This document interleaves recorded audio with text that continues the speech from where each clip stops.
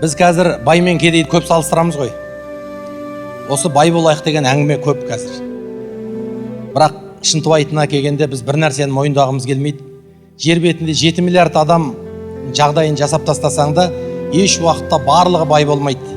Барлық адам кедей болмайды. Әрекеттенгеннің де Абай айтқандай, жерде ақысын жемейді, береді дейді ғой. Сол сияқты біз қоғамда кімді көреміз? Біреу қымбат көлік мініп бара жатады.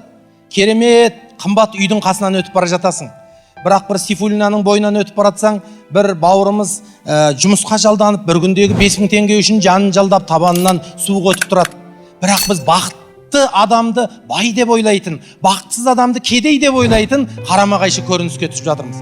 Я рас, ол да бір өміріңді жеңілдететін, көбірек сен қайырмен айланса алатындай, өзіңнің жағдайың шешіп, денсаулығыңды күте алатындай мүмкіншілікке еге, бірақ байлық тек қана өзі бақытқа жеткізе алмайды екен.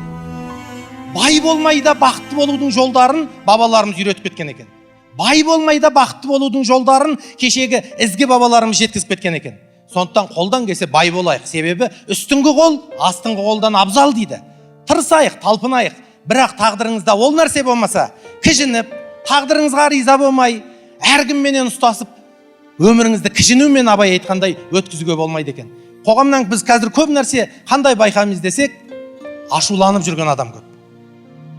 Әлеуметтік желіге кірсең, кіжініп, ұрсып отқан адам көп. Біздің бір жеңгеміз бір күні бір қасына ілесіп базарға барып қалдық. Сол жеңгеміз бір уақытта келді да бір тәшкі дейміз ғой енді, арба сүйре. Аяғын қағып кетті. Ей деді. Келесі қатарға барған кезде тағы бір арба кеп сүйкеп кетті. Әй, жүргізесіңдер ме, жүргізбейсің бе деді. Енді базардан шығайын деп жатқанда, бейшара енді анау үшінші арба кеп бұны ұрды ғой енді, жеңгемізді. Сонда жаңағының етігін басына кигізді жеңгеміз.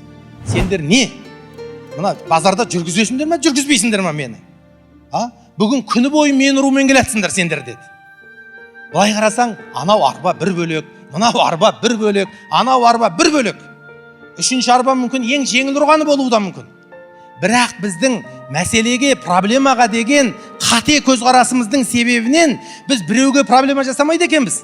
Өзіміздің денсаулығымызды тоздырып, өзіміздің өмірімізді өкістеді екенбіз.